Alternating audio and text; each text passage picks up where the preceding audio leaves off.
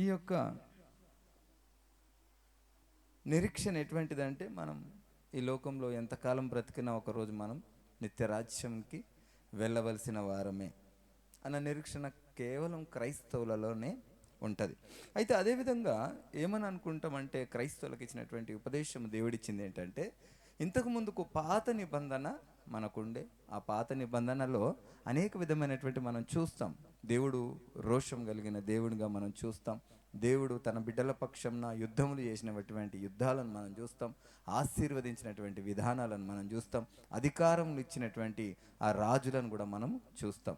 కానీ దేవుడు ఏమంటుండంటే, ఎప్పుడైతే పాత నిబంధన ఇంకా మీకు అక్కర్లేదు, నూతన నిబంధన మీకు ఇస్తున్నాను అని అన్నప్పుడు, ఈ పాత నిబంధనలు మనకి ఇచ్చినవన్నిటిని కూడా దేవుడు ఏమని కోట్ చేస్తా ఉండంటే, ఇవన్నీ మీకు ఇచ్చిన ఇప్పుడు మీకు ఏం చేయనంటు ఏమంటు ఇయ్యను. అర్థమైందా? ఈ పాత నిబంధనలు ఇచ్చిన వాళ్ళందరూ ఏమన్నారు? ఇవన్నీ వ్యర్థం వ్యర్థం వ్యర్థం అన్నారు.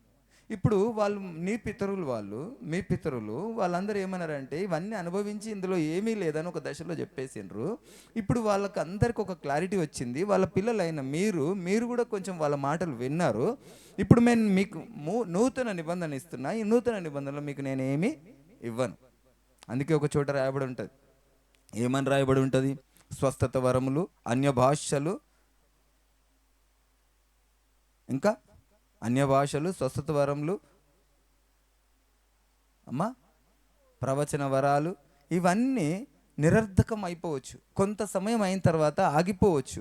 కానీ ఆత్మ ఎల్లప్పుడూ ఉంటుంది. ఈ ఆత్మ మనల్ని ఏం చేస్తుందంటే, పడిపోకుండా, తప్పిపోకుండా, భయపడకుండా, అధైర్యపడకుండా, మరణంలో కూడా ధైర్యంగా నిలబడుతుంది. అయితే యేసు ప్రభుల వారు ఏమంటుండంటే, ఇవన్నీ మీకు వన్స్ అపాన్ ఏ టైంలో నేను ఇచ్చిన, ఇప్పుడు ఇంకా నేను మీకు ఇవ్వను. ఒకప్పుడు కొంచెం సమయం ఇచ్చిన, ఎందుకంటే సువార్త తెలియదు. ఇప్పుడు చాలామందికి తెలిసిపోయింది, ఆయన మహిమ, ఆయన గొప్పతనం తెలిసిపోయింది. ఇప్పుడు మీకు ఒకటి డైరెక్ట్గా క్లియర్గా ఒక ఛాలెంజ్ చేస్తూ ఉన్నాడు. మీరు నమ్మితే ఆ నిత్య రాజ్యంలో ఉంటారు, నమ్మకపోతే మీకు నిత్య నరకమే. కనుక వస్తే రండి, పోతే పోండి. మీకు తెలియటం కొరకే ఈ సువార్త, మీకు తెలియటం కొరకే ఈ సువార్త అనేది దేవుడు ఆ యొక్క సత్య సువార్తను ప్రకటించమని చెప్పిండు. అంతేగాని ఇంకా వేరే ఉద్దేశము లేదు. అయితే అందులో కొంత భాగం మనం చూసుకుందాం.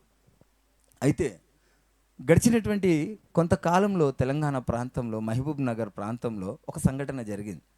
ఒక అమ్మాయిని, ఒక నలుగురు యువకులు ఆ అమ్మాయిని కొంచెం ఆ యొక్క భయంకరమైనటువంటి స్థితిలో ఆ అమ్మాయిని చంపేసిండ్రు. పెట్రోల్ పోసి తగలబెట్టి అనేక విధంగా చేసిరన్నమాట. చేసినప్పుడు ఏం జరిగిందంటే, ఆ యొక్క దుండగులను కోర్టుకు తీసుకెళ్ళాలి, కోర్టులో ప్రూవ్ చేయాలి, కోర్టు శిక్షించాలి. కానీ ఆ యొక్క గవర్నమెంట్లో ఈ యొక్క అధికారులు ఎవరైతే ఉన్నారో వాళ్ళు ఏం ఆలోచించారో అది దేవునికి ఎరక. వీళ్ళు ఒకవేళ కోర్టుకు తీసుకెళ్తే ఆలస్యం అయిపోతుందనా, కోర్టుకు తీసుకెళ్ళిపోతే మామూలు శిక్ష పడుతుందనా, వీళ్ళకి అలాంటి శిక్ష సరిపోదనా, ఏదో వాళ్ళ ఉద్దేశం తెలియదు. కానీ తర్వాత ఒక సంఘటన వారిలో జరిగి ఎన్కౌంటర్ అయినారన్న ఆ యొక్క వార్త మనకు తెలిసింది. అయితే మనం ఇంతకు ముందుకు రక్షణలో రాకముందుకు, దేవునిలో రాకమునుపు లోకంలో ఉన్నప్పుడు కొన్ని సినిమాలు చూసినప్పుడు, కొన్ని సినిమాలలో నేను చూశాను, అందులో ఏమవుతుందంటే, ఏదైనా నేరము, భయంకరమైనటువంటి నేరం చేసినప్పుడు పోలీస్ అధికారులు ఏం చేస్తారంటే, ఒక నిర్మానుష్యమైనటువంటి ప్రాంతానికి తీసుకెళ్ళి అక్కడ ఏం చేస్తారంటే వాళ్ళ సంఖ్యలు విప్పినప్పుడు అక్కడ ఉన్న ఆ యొక్క నేరం చేసినటువంటి వారు బతిమలాడుతూ ఉంటారు. సార్ నన్ను క్షమించు, నా తప్పు అయిపోయింది, నన్ను క్షమించు సార్, నేను తెలియక చేసిన, నేను ఏం చేస్తున్నా నాకు అర్థం కాకుండా నేను చేయలేదంటే, అరే నేను ఏం చేస్తలేనురా, నిన్ను విడిచిపెడుతున్నా, నేనేం అంటలేను, నిన్ను పరిగెత్తు, ఇంకా నా మూడు ఖరాబు కాకముందుకే నువ్వు ఇక్కడ నుండి పరిగెత్తు, ఇక్కడ నుంచి వెళ్ళిపో, పారిపో అని చెప్పేసి ఆయనను అన్నప్పుడు ఆయనకు అప్పటికి కూడా భయం వేస్తుంటుంది. నన్ను వెళ్ళిపోమని చెప్పేసి వెనకాల నుండి ఏమైనా చేస్తారేమో అని భయం వేస్తూ ఉంటుంది. కానీ ఈ అధికారులు ఏమని చెప్తారంటే, మిమ్మల్ని ఏం చెయ్యం, పారిపోను ఇక్కడ నుంచి అని చెప్పేసి పరిగెత్తిచ్చి దూరం ఆయన ఇక ఈ సంఖ్యలు తెంపబడగానే ఈ పాపము నుండి దూరం పరిగెత్తాలని, వీటి నుండి విడుదల పొందాలని ఆయన ఆతృతతో పరిగెడతా ఉంటాడు. కానీ ఈ అధికారులు ఏం చేస్తారు తెలుసా? షూట్ చేసేస్తారు. ఇక్కడ ఈ నేరం చేసినటువంటి వ్యక్తి ఏం చేసిండు? ఆ అవకాశం దొరకగానే, ఈయన చెప్పగానే నిజంగానే నన్ను విడిపించిండేమో, ఈ పాపము నాతో, ఆ యొక్క క్షమాపణ నాకు దొరికిందేమో అని పరిగెడుతుండు. కానీ ఆ పాపం ఏమైంది? వెంటాడి చంపేసింది. అయితే ఇక్కడ ఒకే ఒక వ్యత్యాసం మనకు ఏం కనబడుతుందంటే, ఇక్కడ పాపము చేసిన వ్యక్తి శిక్ష అనుభవించాలి, నేను చేసిన తప్పు, నేను చేశాను తప్పు, నన్ను శిక్షించండి అన్న పశ్చాత్తాపం కనబడతలేదు. కానీ నిన్ను విడిచిపెడుతున్నాం అనగానే ఆయనలో పశ్చాత్తాపం లేకుండా ఏం చేస్తుండే? లోకం వైపు పరిగెడతా ఉన్నారు. అలాంటివి నేను ఎన్నో చూసిన. అయితే అలాంటి సంఘటనలే పరిశుద్ధ లేఖనంలో కొన్ని మనం చూసుకుందాం. కొంతమందిని కూడా అలాగే అరెస్ట్ చేసి విడిపించినప్పుడు వాళ్ళు ఎలాగూ రియాక్ట్ అయినరు, వాళ్ళ పరిస్థితి ఏంది, వాళ్ళ నడవడి ఏంది, వాళ్ళ ఆలోచన విధానం ఏంది, వాళ్ళు చేసిన తప్పేంది, వారు చేసిన పాపం ఏందో మనం కొంత వాక్య భాగాన్ని మనం చూసుకుందాం.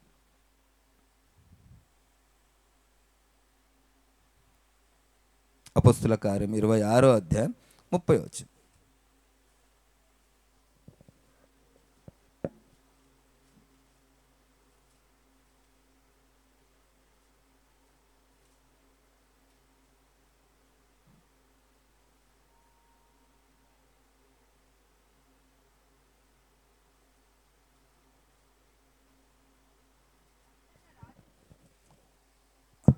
ఇరవై 26వ అధ్యాయం 30వ వచనం. అమ్మ అంతటా రాజును అధిపతియు బెర్నికేయు వారితో కూడా కూర్చుండిన వారును లేచి అవతలకు పోయి, ఈ మనుషుడు మరణముకైనను బంధకములకైనను తగినదేమియు చేయలేదని తమలో తాము మాట్లాడుకొనిరి. అందుకు అగ్రిప్ప, ఈ మనుష్యుడు కైసరు ఎదుట చెప్పుకొందునని అనని ఎడల విడుదల చేయవచ్చునని ఫెస్తుతో చెప్పాను. హల్లెలూయా. చిన్న ప్రార్థన చేసుకుందాం. స్తోత్రం ప్రభువా, గొప్ప దేవా, నీకు వందనాలు. ప్రభువా, వాక్యమే మీరై ఉన్నారు. మీ మాటలు మమ్మల్ని బ్రతికింపజేస్తుంది కనుక వాక్యం చేత మాతో మాట్లాడండి. విత్తబడుతున్న వాక్యానికి నీరు కట్టి ఫలింపచేయండి. ప్రతి ఒక్కరికి అర్థమయ్యే విధంగా మాతో మాట్లాడి బోధించండి. అయ్యా, నా స్వనీతిని బంధించి మీ సిలువ చాటును మమ్మల్ని మరుగుపరచమని నజరేయుడైన యేసు క్రీస్తు నామంలో అడిగి వేడుకొంచున్నాం తండ్రి, ఆమెన్. ఇక్కడ మాట్లాడుతున్నటువంటి మాట, ఆ యొక్క డిస్కషన్ ఏంటంటే, ఇక్కడ ఒక వ్యక్తిని అరెస్ట్ చేశారు. ఒక వ్యక్తిని అరెస్ట్ చేసి వాళ్ళు ఏమంటారంటే, అంతటా రాజును అధిపతియు బెర్నికేయు వారితో కూడా కూర్చుండిన వారు లేచి అవతలకు పోయి, ఆ యొక్క అరెస్ట్ చేసినటువంటి వ్యక్తి దగ్గర నుంచి కొంచెం ముందుకు పోయి, ఈ మనుష్యుడి మరణంకైనను బంధకములకైనను తగినదేమియు చేయలేదని తమలో తాము మాట్లాడుకొనిరి. అయితే ఇక్కడ ఏం చేసిర్రట, ఎందుకు అరెస్ట్ చేసిర్రు అనేది మనం ఒక్కసారి ఆలోచించాలి. ఈ వ్యక్తి ఎవరు, ఈ వ్యక్తిని ఎందుకు అరెస్ట్ చేసిర్రంటే, ఈయన ఏదో ఒక నేరం చేసిండని ఘోరమైన నేరారోపణలు చేసి ఆయనను అరెస్ట్ చేశారు. అరెస్ట్ చేసినప్పుడు ఆయనను రాజు ఎదుట, అధిపతుల ఎదుట విచారణ జరుగుతూ ఉన్నది. ఆ విచారణ జరిగినప్పుడు ఆ యొక్క విచారణలో తేలింది ఏంటంటే, ఈయనలో ఏ నేరము కనబడతలేదు. ఈయన చేసినటువంటి నేరము శిక్షించదగినది ఏది లేదు. ఏమంటున్నాడు? వాళ్ళే మాట్లాడుతున్నారు, రాజు అధిపతులే మాట్లాడుతున్నాడు. ఈ మనుషుడు మరణముకైనను బంధకములకైనా కనీసము ఆ యొక్క జైల్లో పెట్టడానికి కూడా వీళ్ళు చేసినటువంటి నేరమేమి మనకు కనబడతలేదు అని అంటున్నారు. కానీ అయినా కానీ ఏం చేస్తున్నారు? పక్క నుంచి వెర్రి కేకలు వేస్తున్నారు. వెర్రి కేకలు వేసి వెర్రితనముగా ఆయనను ఈడ్చుకొని వచ్చి ఆ యొక్క చెరసాలలో ఉంచినప్పుడు ఆ తర్వాత జరిగినటువంటి ఆ యొక్క విచారణను ఈ యొక్క సందర్భంలో మనం మాట్లాడతాము. అంతకుముందు మనం అరెస్ట్ చేసిన అంత విధానం అంతా పైన ఉంటుంది, మీరు కావాలంటే ఇంటికి వెళ్ళి చూడండి. అయితే ఇక్కడ ఆ వ్యక్తి చేసినటువంటి నేరం ఏదీ లేదు, కానీ ఆయనను అనవసరంగా తీసుకొచ్చి ఏం చేస్తున్నారట? హింసించి విచారిస్తూ ఉన్నారు. అయితే అందుకు కైసరు ఎదుట చెప్పుకొందునని అనని ఎడల అతనిని విడుదల చేయవచ్చునని ఫెస్తుతో చెప్పాను. అయితే ఇక్కడ ఆయనను అరెస్ట్ చేసింది వాళ్ళే, హింసించింది వాళ్ళే. కానీ అక్కడ ఆ నేరం ఏమీ కనబడకపోయేసరికి ఏమంటున్నారంటే విడుదల చేయవలసిందే ఈయనను, లేకపోతే చాలా ప్రాబ్లం అవుతుంది అనేసి వాళ్ళు మాట్లాడుకుంటా ఉన్నారు. అయితే ఇంతకు వీళ్ళు చేసిన పని ఏమిటో ఒక్కసారి మనం చూస్తే అపొస్తలుల కార్యం 5వ అధ్యాయం 16వ వచనం చూడండి అమ్మా.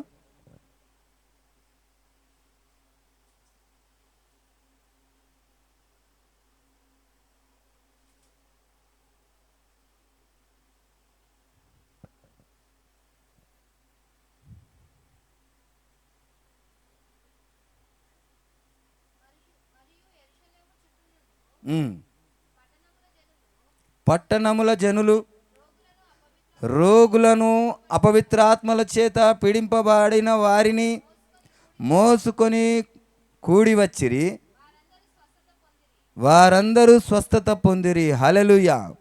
వీళ్ళు చేస్తున్నటువంటి పని ఏంటంటే కేవలము ఆ పట్టణంలో ఉన్నటువంటి వారందరినీ రోగులను స్వస్థపరచడం, దయ్యము అపవిత్రాత్మల చేత పీడింపబడుతున్న వారిని విడిపించటమే వీళ్ళు చేస్తున్నటువంటి పాపం. అర్థమవుతుందా? ఇక్కడ ఏ పాపం కనబడతలేదు. వీళ్ళని తీసుకొస్తారు, అరెస్ట్ చేస్తారు, కొట్టడానికి, హింసించడానికి అనేక విధమైనటువంటి ఆ యొక్క దుశ్చర్యలను చేస్తారు. అధికార దుర్వినియోగం చేస్తూ ఉన్నారు. కానీ తీసుకొచ్చిన తర్వాత వీళ్ళకు నేరారోపణ చేసినటువంటి వారు నిరూపించలేకపోతారు. వీళ్ళలో దుష్కార్యం ఏమీ కనబడతలేదు. వీళ్ళు చేస్తున్నది ఏంటంటే దయ్యముల చేత పీడింపబడుతున్న వారిని విడుదల పొందటం, ఆ యొక్క అనారోగ్యంగా ఉన్న వారిని స్వస్థపరచడం వీళ్ళు చేస్తున్నటువంటి ప్రధానమైనటువంటి పనిగా వీళ్ళు ఆరోపిస్తూ ఉన్నారు. ఈరోజు కూడా అనేక మంది దేవుని బిడ్డలుగా ఆ యొక్క దేవునిని, ఆ యొక్క సువార్తను ప్రకటిస్తూ ఉంటే అనేక విధమైనటువంటి ఆరోపణలను ఎదుర్కొంటూ ఉన్నాం. అనేక విధమైనటువంటి సంఘటనలను మనం చూస్తూ ఉన్నాం. అయితే ఇక్కడ కావాల్సినటువంటిది ఏంటంటే వీళ్ళకు ప్రధానమైనటువంటి ఆ యొక్క పని వేరే వీళ్ళకు తప్పక్కర్లేదు. కేవలము మంచి చేస్తే చాలు, చెడు చేయాల్సిన అవసరం లేదు. మంచి చేస్తే వాడి మంచే పాపం అయిపోయింది. అర్థమవుతుందా? మనము ఎందుకు ఇలా జరుగుతుంది అని ఈరోజు మనం అనుకోవాల్సినటువంటి అవసరం లేదు. ఏనాటి నుండో ఇలాంటివి జరుగుతూ ఉన్నాయి కదా, ఏనాటి నుండో ఇలాంటివి జరుగుతూ ఉన్నాయి. మనం అధైర్యపడవలసినటువంటి అవసరం లేదు. ఇంకా వాక్య లేఖనాలను చూసుకుంటే నిజంగా ఎంతో ధైర్యమును పుట్టించేటటువంటి మాటలు నాకు కనబడ్డాయి. నాకెంతో నిబ్బరమైంది. నిజంగానే కదా, అవి చదివినప్పుడు నాకు కన్నీళ్ళు ఆగలేదు. నా దుఃఖము నాకు ఎంతగానో వేదన కలిగించింది. నిజంగా మనం ఏ పరిస్థితులు ఉన్నామో నిజమైన క్రైస్తవుడికి మాత్రమే అర్థమవుతుంది. మన పరిస్థితి ఏంటో, మన స్థితి ఏమిటో, మనం ఎక్కడికి వెళ్ళనై ఉన్నవారమో, మనకి ఏమి జరుగుతుందో, ఏమి సంభవిస్తుందో మనము ముందే తెలుసుకున్న వారమై ఉన్నాం. ఆ విషయాన్ని మనం గ్రహించాలి. దాని గురించి మనం ఎక్కువగా చింతపడవలసినటువంటి అవసరం లేదు. నేను ఒకే ఒక మాట చెప్తాను. ఎవరినైనా హత్య చేసిన ఎడల హత్య చెయ్యకు అని చెప్పి మనం ఏదో బతిమలాడుకొని ఎంతకాలం బ్రతుకుతాం? ఒకవేళ హత్య చేసిన వాడు ఆయన మనల్ని హత్య చేసి ఎంతకాలం బ్రతుకుతారు? ఈ విషయాన్ని రెండింటినీ మీరు జాగ్రత్తగా గ్రహించాలి. ఆ దేవునితో నిలబడిన వారు ధైర్యంగా నిలబడతారు. ఎందుకంటే మనకు తప్పక మరణము సంభవిస్తుంది. అది ఏదో ఒక రోజు, అది ఈ రోజు కావచ్చు, రేపు కావచ్చు, ఇంకా 6 నెలలు కావచ్చు, 6 సంవత్సరాలు కావచ్చు, 60 సంవత్సరాలు కావచ్చు. కానీ మరణం రావడం తథ్యం. అది ఎవరికైనా పర్లేదు. మనం చంపిన వారికైనా, అనేకులకు ఎవరికైనా కానీ ఖచ్చితంగా మరణం అనేది ఒకరోజు ఉన్నది. ఆ విషయాన్ని మనం గ్రహించాలి. అపొస్తలుల కార్యం 26వ అధ్యాయం 18వ వచనం.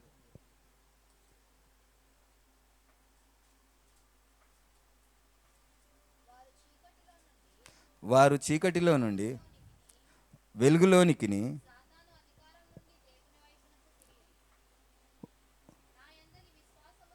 నా యందలి విశ్వాసము చేత పాప క్షమాపణను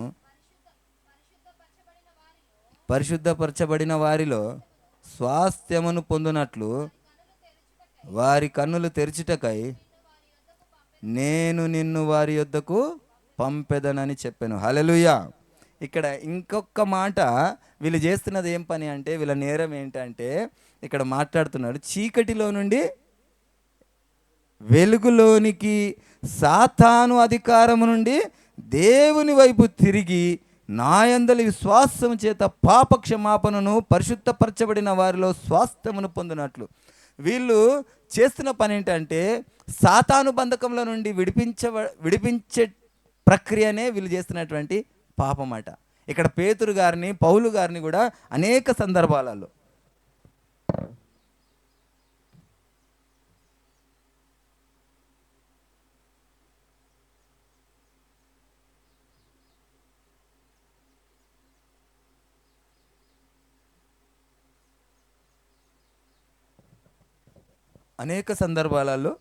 అరెస్ట్ చేశారు. అయితే ఇక్కడ వీళ్ళు చేసినటువంటి పని ఏంటంటే బాగా అర్థం చేసుకోండి. ఈ జీవితము ఎలాంటి జీవితంలో మనం ఉన్నామో ఇవి కొన్ని రెఫరెన్స్ చదివితే మనకు అర్థమైపోతుంది. మన జీవితం ఏం పాపం చేసిండు అని అవసరం లేదు. ప్రవీణ్ పగడాల గారు తాగిండు అని ప్రూవ్ చేయాల్సిన అవసరం లేదు. ప్రవీణ్ పగడాల గారు ఇంకా ఏమైనా నేరం చేసిండని చూపించాల్సినటువంటి అవసరం లేదు. ఆల్రెడీగా మనకు వాక్యం దేవుడు ఆల్రెడీగా పొందుపరిచిండు. దేవుని బిడ్డలైన వారిని ఏ విధమైనటువంటి హింసకు ఏ కారణం చేత వాళ్ళు హింసిస్తారో దేవుడు ఆల్రెడీగా పొందుపరిచిండు. యేసు ప్రభుల వారిని సిలువేయడానికి అక్కడికి తీసుకెళ్ళిన తర్వాత ఆయనలో దోషం ఉన్నది అన్నారా? అనలేదు. ఈయనలో ఏ నేరం నాకు కనబడతలేదన్నారు. ఏ నేరం కనబడకుండా ఆయన ఏం చేశారు? సిలువ వేసారు. వీళ్ళకి నేరం అవసరం లేదు, వీళ్ళు చేయాల్సినటువంటి తప్పు అవసరం లేదు. ఆయన చెయ్యని నేరాన్ని కూడా వీళ్ళు చిత్రీకరించేటటువంటి తత్వం కలిగిన వారు. ఇక్కడ కూడా ఏం చేశారట? వీళ్ళు ఏం చేస్తున్నారంటే వీళ్ళని చెరసాలకు ఎందుకు తెచ్చారంటే అక్కడ అనేకులు వచ్చి వాళ్ళని ఏ నేరం ప్రూవ్ చేయలేకపోయారు. కానీ ఏమంటున్నారంట? వారు చీకటి నుండి వెలుగునకు, సాతాను అధికారం నుండి దేవుని వైపు తిరుగుట కొరకే వాళ్ళు సువార్త ప్రకటించినందుకే కోపం వాళ్ళకి ఏం కోపం అంటే వేరే ఉద్దేశం కాదు. వీళ్ళు తిరగబడి కొట్టొద్దని చెప్తున్నారు, వీళ్ళు తిరగబడి దూషించొద్దని చెప్తున్నారు. ఆ యొక్క త్రాగకూడదు, మీ శరీరం పాడవుతుంది, మీ కుటుంబం పాడవుతుంది. ఆ యొక్క అనేక విధమైనటువంటి దుష్కార్యాలు చేయకూడదు, చెడు చూడకూడదు, ఆ యొక్క చెడును ప్రోత్సహించకూడదు, ఇతరులను బాధించకూడదు, నిన్ను వాళ్ళని పొరుగువాన్ని ప్రేమించండి అని చెప్పినటువంటి విధాలే వీళ్ళకి ఏమవుతున్నాయట? కోపాన్ని రేపుతున్నాయి. ఎలాగుండాలంట? లోకానుసారంగా ఉన్నవారికే ఈరోజు ఆ యొక్క జీవితంలో సంతోషాలు, సమాధానాలు. కానీ దేవుని యొక్క సువార్త ఏదైతే చేయకండి బిడ్డ, అందరూ హ్యాపీగా ఉండాలి, అందరూ ఆ నిత్యరాజ్యం కొరకు కనిపెట్టుకొని బ్రతకాలని చెప్పినటువంటి మాటలే వీరికి కోపం తెప్పిస్తా ఉన్నాయంట. ఇక్కడ రాయబడింది ఏంటంటే వాళ్ళు చేసిన తప్పు ఏం కనబడతలేదు అక్కడ.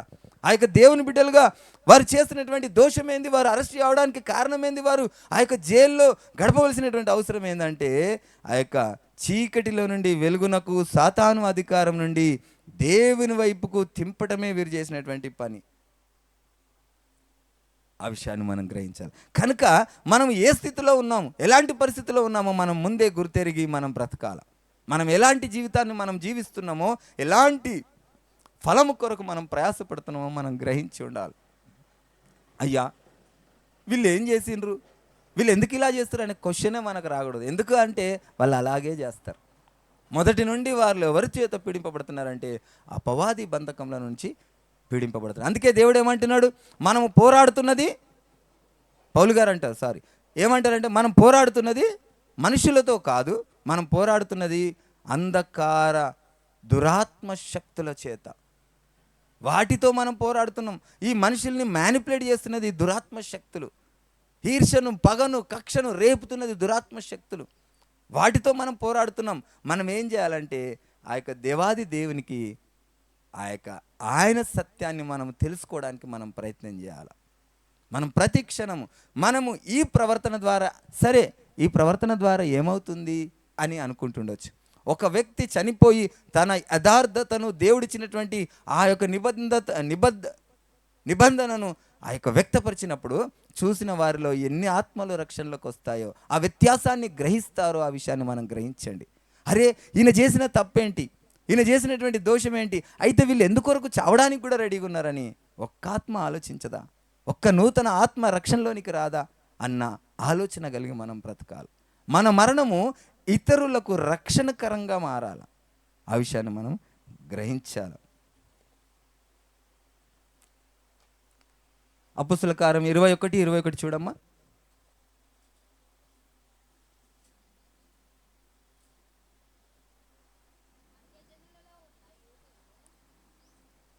అన్యజనులలో ఉన్న యూదులు తన పిల్లలకు సున్నతి చేయకూడదనియు మన ఆచారముల చొప్పున నడవకూడదనియు నీవు చెప్పుట వలన వారందరూ మోషేను విడిచిపెట్టవలనని నీవు బోధించినట్టు వీరు నిన్ను గూర్చి వర్తమానము విని ఉన్నారు. హల్లెలూయా. ఇంకొక పని చేస్తున్నారట వీళ్ళు. ఏం చేస్తున్నారట? ఇక్కడ ఒకటేమో బంధకంలో నుండి విడిపిస్తారు, ఆ యొక్క లోకం నుండి, అపవాది బంధకంలో నుండి యేసయ్య సన్నిధికి నడిపిస్తున్నారు. నడిపిస్తున్నందుకు ఒక వర్గం నుంచి బాధ అయిపోయింది, ఇక్కడ రెండో వర్గం తయారైంది. ఇక్కడ ఏమైందట? అన్యజనులలో ఉన్న యూదులు తమ పిల్లలకు సున్నతి చేయకూడదని మన ఆచారముల చొప్పున నడవకూడదనియు నీవు చెప్పుట వలన వారందరూ మోషేను విడిచిపెట్టవలనని నీవు బోధించుచున్నట్టు వీరు నిన్ను గూర్చి వర్తమానము విని ఉన్నారు. ఇప్పుడు వీళ్ళు ఏం చెప్తున్నారట? అన్యాచారాలు చెయ్యకండి. ఈ యొక్క మోషే ధర్మశాస్త్రంలో ఉన్నటువంటి ఆ సున్నతి ప్రక్రియ, అది నూతన నిబంధన యేసు ప్రభుల వారి మరణము ద్వారా ఇవన్నీ ఏమైనాయి? కొట్టివేయబడ్డాయి. ఆయన రక్తం ద్వారా, ఆయన మరణం ద్వారా ఇవన్నీ కొట్టివేయబడ్డాయి. మనకు పాప క్షమాపణ ఆయన రక్తం ద్వారా, ఆయన బలియాగం ద్వారా మనకు కలిగిందని వీరు చెప్పుచున్నటువంటి మాటలు వీళ్ళకేం జరుగుతున్నాయి? వీళ్ళకు కోపాన్ని రేపుతున్నాయి. ఆ సత్యపు మాటలు ఆయన చెవులు పడ్డప్పుడు వీళ్ళకు ఈర్ష్యను, పగను, ద్వేషాన్ని రేపుతున్నాయి. ఆ సత్యాన్ని జీర్ణించుకోలేకపోతున్నారు, ఆ సత్యాన్ని అర్థం చేసుకోలేకపోతా ఉన్నారు. మొట్టమొదటగా మనము దేవుడు చెప్తున్నటువంటి మాట ఏంటంటే, పురాతనమైన కట్టడల ముందు నిలబడి ఏది సరైనదో మొదట గ్రహించండి, తర్కించండి, అన్వేషించండి. ఏది సరైనదో గ్రహించి ఆ తర్వాత నిర్ణయం తీసుకోండి. ఇది నా తల్లి గారిది, ఇది నా తండ్రి గారిది, మా పితరులది, నా యొక్క జన్మం నుండి, నాకు పుట్టినప్పటి నుండి నాకు వస్తున్నది అన్నది కాదు. ఏది సరైనదో, మనం ఎక్కడికి వెళ్తున్నామో అనే విషయాన్ని మనం గ్రహించాలి. నా చిన్నప్పుడు మా తాత ముత్తాతలు అందరూ వ్యవసాయం చేసేవారు. మా నాన్న వచ్చేసరికి కాంట్రాక్టులు చేసిండు, నేను వచ్చేసరికి సువార్త ప్రకటిస్తున్నా. ఏది అందరూ మా తాత ముత్తాతలు చేసిందే చేస్తా అంటే ఈరోజు ఈ దేశం ఇలాగ ఉండేదా? మనము సత్యాన్ని గ్రహిస్తూ ఉండాలి. ఏది సరైనదో మనం గ్రహించుకుంటూ మనము పోతూ ఉండాలి. ఆ విషయాన్ని మనం గ్రహించకుంటే మనకు దేవుడు ఏమని చెప్తుండు? ఆ యొక్క చివరకు మనకు కలిగేటటువంటి ఫలం ఏమిటో మనల్ని గ్రహించమంటుండు. ఆ విషయాన్ని కూడా ముందే పొందుపరిచిండు దేవుడు. ఏది వెంబడిస్తే ఏది కలుగుతుందో, ఏది వెంబడించకపోతే ఏది కలుగుతుందో ముందే ఆయన మనకు తెలియజేసిండు. అది వెంబడించడానికి కావాల్సినటువంటి ధైర్యమును, ఆ యొక్క నిలకడను, ఆ స్థిరత్వాన్ని కూడా ఆయననే ఇచ్చి ఆయన మనని నిలబెడతా ఉన్నాడు. కేవలం మనం అడగవలసిందే, ఇవి తెలుసుకొని వాటిని దేవుని దగ్గర అడగవలసిందే. కానీ ఇక మనం చేయవలసింది ఏమీ లేదు. ఇవన్నీ మనం తెలుసుకోవాలి. మొట్టమొదట ఇవి జరిగేటటువంటి సూచనలు మనకు ఆల్రెడీగా దేవుడు మనకు పొందుపరిచిండు. ఈ విషయాలన్నీ ఇలా జరుగుతాయి బిడ్డ, మీరు ధైర్యంగా ఉండండి. వీటి కొరకు మీరు లక్ష్య పెట్టకండి. మీకు ఒక విషయం చెప్పనా? మాకు తెలిసిన వారిలో చాలామంది బాత్రూంలో జారిపడి చచ్చిపోయిన వాళ్ళు ఉన్నారు. మీకు తెలిసిన వాళ్ళు ఎవరైనా చచ్చిపోయారా? బాత్రూంలో పడి చచ్చిపోయారా? బాత్రూంలో పడి చనిపోయినరు. ఇప్పుడు ఆ మరణం కూడా సెకండ్స్లో జరిగేదే కదా. ఒక పడుకొని చనిపోయారు అనేటువంటి వార్త నేను తెలిసిన వాళ్ళు చాలా మందిలో విన్నాను. ఆ మరణం కూడా అది సహజ మరణమే, అది కూడా క్షణాల్లో జరిగేదే. అలాగే మొన్న ప్రవీణ్ అన్న గారిని కూడా చంపేసిండ్రు, అది కూడా మరణమే. కాకపోతే వ్యత్యాసం ఏంటంటే వేరే వాళ్ళ చేతిలో చనిపోయాడు, కానీ ప్రాణం మాత్రం యథావిధిగా పోవలసినవే. బాత్రూంలో పడి చనిపోయినరు, పడుకొని యథావిధిగా గుండాకి చచ్చిపోయారు, ఒకరు చంపారు, లేకుంటే యాక్సిడెంట్లో చచ్చిపోయారు. ఇలాంటివి అనేక విధమైనటువంటి జరుగుతాయి. కానీ వీటి ద్వారా నీకేం జరుగుతుందంటే, వీరు మహాశ్రమలు అనుభవించి వచ్చినటువంటి గొర్రె పిల్ల రక్తంలో ఉతుకబడినటువంటి తెల్లటి వస్త్రము కలిగినటువంటి నా బిడ్డలు అని చెప్పి దేవుడు ఇచ్చేటటువంటి ఆ సర్టిఫికేట్ కొరకే మనం ప్రయాసపడాలి. మామూలుగా మరణం ఎట్లాగో వస్తుంది, ఆ మరణం కొరకు కాదు మనం భయపడవలసింది. ఆ మరణం ఎలాగో వస్తుంది, దాని కొరకే మనం ఎట్లయినా రాని అనుకుంటే ఈ మరణం వస్తే ఇంకెంత ధన్యత అక్కడ. ఈ మరణం ద్వారా ఈ మరణం ద్వారా పైకి పోయి ఆయన దగ్గర నిలబడడం కంటే ఇలాంటి మరణం ద్వారా ఎంతో ధన్యత, క్రెడిబిలిటీ, పిలిచి అంత వేల కోట్ల మంది దేవదూతల హర్షధ్వానాల మధ్య ఆ యొక్క దేవుని చేత కిరీటము పొందాలన్న ఆశ మనకు లేదా? అంతటి భాగ్యం, అంతటి ధన్యత ఆ ప్రవీణానికి ఇచ్చినటువంటి వారు నిజంగా ధన్యులే. వారు చేసుకున్న పాపం ఏంటో వారి తర్వాత అనుభవించవలసింది ఏందో వారి తర్వాత, కానీ ప్రవీణ్ అన్న మాత్రం ధన్యుడే కదా, అవునా కదా? మరణం ఎలాగూ వస్తుంది, కానీ ప్రవీణ్ అన్న మాత్రం ధన్యుడే. ఎందుకంటే ఆ దేవుని చేత కిరీటం పొందేటటువంటి ఆ అర్హతను సంపాదించిండు. కొంచెం ఓర్చుకుండొచ్చు, కొంచెం బాధపడి ఉండొచ్చు, కానీ అనిత్య రాజ్యంలో నా యేసయ్య చేతుల మీదుగా ఆ కిరీటాన్ని అందుకుంటాడు. కానీ ఆ కార్యం ద్వారా వీళ్ళు ఆ కుటుంబ తరతరములు కూడా ఆ యొక్క శిక్షను తప్పించుకోలేనటువంటి పాపము వారు చేసుకున్నారు. ఆయనను చేసినటువంటి ఆ ప్రక్రియ బహు భయంకరమైనది. ఆ శిక్ష ఈరోజు సడన్గా కనబడకపోవచ్చు, కానీ ఒకరోజు ఆ పాపం వారిని వెంటాడుతుందని వాక్యం చెప్తా ఉన్నది. అదేవిధంగా అపోస్తుల కార్యము 18వ అధ్యాయం 6వ వచనం, 18వ అధ్యాయం 6వ వచనం. వారు ఎదురాడి దూషించినప్పుడు అతడు తన వస్త్రములను దులుపుకొని, మీ నాశనమునకు మీరే ఉత్తరవాదులు, నేను నిర్దోషిని, ఇక మీదట అన్యజనుల ఎదుటకు పోవుదునని వారితో చెప్పాను. హల్లెలూయా. ఇక్కడ ఏం జరుగుతుంది? ఇక్కడ ఒక చిన్న సంఘటన. వారు ఎదురాడి దూషించినప్పుడు, ఎవరు ఎదురాడి దూషించినప్పుడు? నశించుచున్నటువంటి ఇశ్రాయేలులకే చెప్తా ఉన్నాడు. ఇక్కడ ఏమని చెప్తా ఉన్నాడు?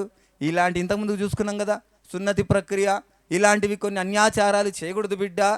యేసయ్యనే, యెహోవాయే శరీరధారిగా ఈ లోకానికి వచ్చిండు. నేను ఇంతకుముందుకు ఎలాగూ నేను జీవించేవాడిని, నేను క్రీస్తు దేవుడు కాదని క్రీస్తును నమ్మిన వారిని నేను హింసించేవాడిని, నరహత్య చేసేవాడిని. అలాంటి వాడిని నేను యూదుడనై ఉండి ఆ యొక్క సత్యాన్ని నేను గ్రహించిన కనుక మీరు యూదులు నన్ను పోలి చూసి నన్నన్న చూసి నేర్చుకుంటారా బాబు అని చెప్పినటువంటి ఆ మాటకు వాళ్ళు వినకుండా ఎదురాడి పోరాడినప్పుడు ఏం చేస్తున్నట్ట పౌలు గారు?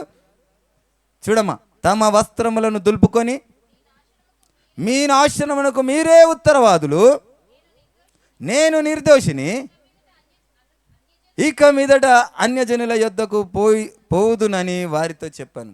ఇక్కడ ఎవరైతే దేవుని బిడ్డలుగా మొట్టమొదటిగా ఉన్నవారో, దేవుని బిడ్డలుగా ఉన్నవారు యేసు ప్రభుల వారి ద్వారా రక్షణ వచ్చింది, ఆ బలుల ప్రక్రియ అయిపోయింది అని చెప్పి ఆ యొక్క వారికి మొట్టమొదటగా సువార్త ప్రకటించాలని ఈయన ప్రయత్నం చేసిండు చాలా. కానీ అక్కడ ఏమైంది? విఫలమైంది. వారే ఎదురాడి పోరాడినరు, వారించిర్రు, దూషించిర్రు. అయినప్పటికి కూడా పౌలు గారు ఏం చేశారట? వస్త్రములను దులుపుకొని, మీ యొక్క దేనికమ్మా? నాశనమునకు మీరే ఉత్తరవాదులు. చెప్పే బాధ్యత నాది.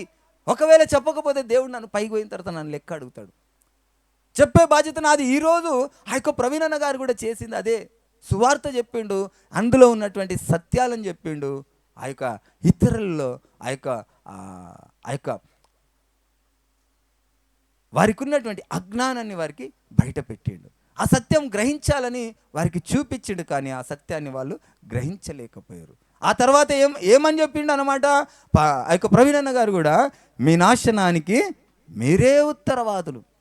నేను చెప్పవలసిందైతే చెప్పినాను, మీరు వినకుండా చేశారు. ఆనాడు పౌలు గారు బట్టలు దులుపుకొని వారు, కానీ ఈరోజు ప్రవీణ్ అన్న బట్టలు చింపి ఆయనను హత్య చేసి ఉండొచ్చు. కానీ వారు చేసుకున్నటువంటి ఆ ప్రక్రియకు వారే ఉత్తరవాదులు. ఆ విషయాన్ని మనం గ్రహించాలి. మనం అందరం ఒకవేళ చనిపోయిన తర్వాత వీటన్నిటిని ఆ పరలోకంలో తప్పక మనం చూస్తాం. ప్రతి ఒక్క విషయం మనం అక్కడ చూస్తాం. మనం అనుకుంటాం ప్రపంచం చాలా పెద్దదని, కానీ ఒక్కసారి ఆ దేవుని కళ్ళతో కనుక చూస్తే ప్రపంచం చాలా చిన్నది. ఎంత చిన్నదో మనం ఈ యొక్క సోషల్ మీడియా, ఆ మీడియాలో మనం చూస్తూ ఉంటాం. చాలా చిన్నది. ఎంత చిన్నదంటే ఆ యొక్క పరలోకంలో మనం అందరం నిలబడి చూసేటటువంటి అంత చిన్నది. ఆ యొక్క దేవుడు చెప్తున్నటువంటి, ఆ దేవుడిచ్చినటువంటి ఆ విధి విధానాలను మనం నెరవేర్చేటప్పుడు జరిగేటటువంటి ప్రక్రియను ఆ యొక్క పౌలు గారు చెప్తున్నారు. మీ నాశనానికి మీరే ఉత్తరవాదులు. చెప్పవలసింది మాత్రం మనం చెప్పాలా. జరిగేటివన్నీ జరుగుతూనే ఉండొచ్చు. ఇలాంటి సంఘటన ఇంకా అనేకమైనవి జరుగుతుండొచ్చు. బ్రతికినంత కాలం మనం చెబుతూనే ఉండాలా. వీలైనంత మటుకు మనం ఏం చేయాలంటే, మీ నాశనానికి మీరే ఉత్తరవాదులని మనం చెప్పి మన ప్రయాణం మనం కొనసాగించాలి. అదేవిధంగా ఆ తర్వాత కూడా ఒక సంఘటన జరిగింది. అపోస్తుల కార్యం 21వ అధ్యాయం 12వ వచనం చూడమ్మా.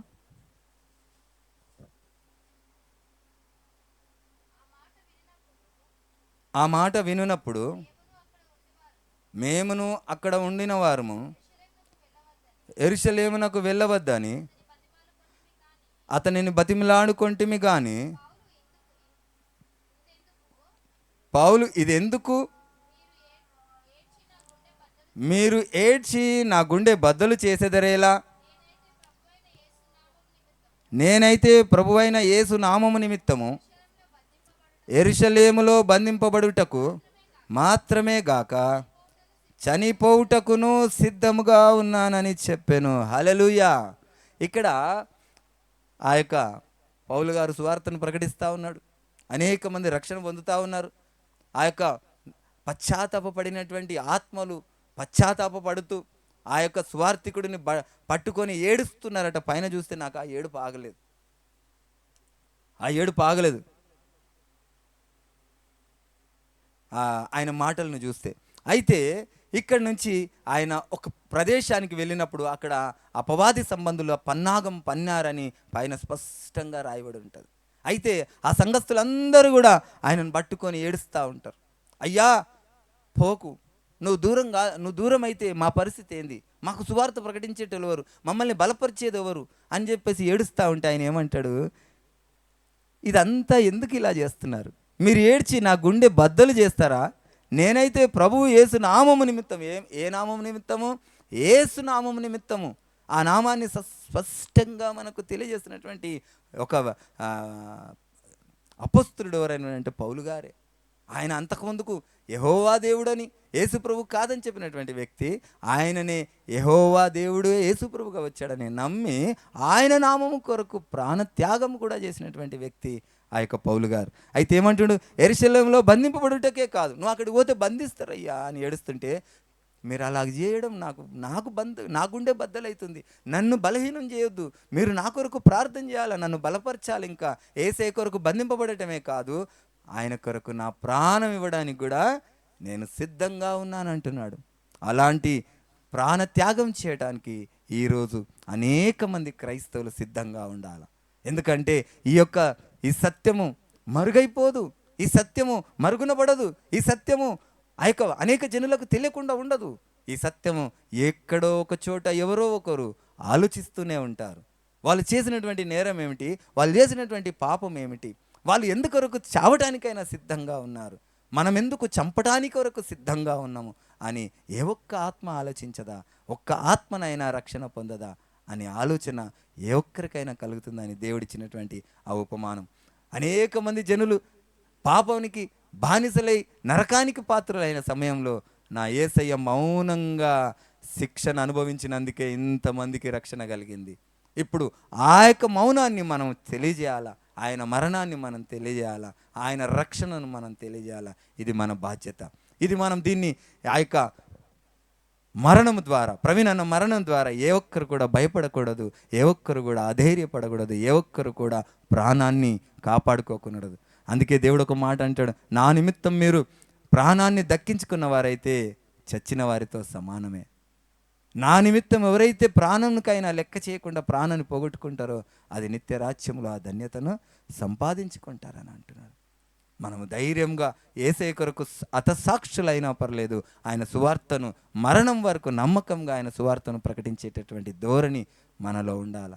ఈ మరణం ద్వారా ఇంకా మనని ఆ యొక్క మొండి సైనికులుగా మనని మార్చాలా కానీ అధైర్యంగా మనం పిరికి వారిగా మనం ఉండకూడదు. ఇంకా ఆయన సత్యాన్ని ధైర్యంగా, ఆయన పోతే ఆయన ముందు పోతాడా, నేను ముందు పోతా అనే ధైర్యం మనలో ఉండాలి, ఆ పట్టుదల మనం ఉండాలి. ఎందుకంటే నేను ఇంతకుముందు కూడా మనం ఒకసారి చెప్పుకున్నాం, నా తండ్రి ఎక్కడో దుబాయ్లోనో అమెరికాలోనో ఉన్నాడు అనుకోండి, నేను ఇక్కడ బానిస బ్రతుకుతున్నా, నా చేతిలో రూపాయి లేదు, నేను ఆయనను వెళ్ళి చూడాలంటే నా దగ్గర డబ్బు లేదు.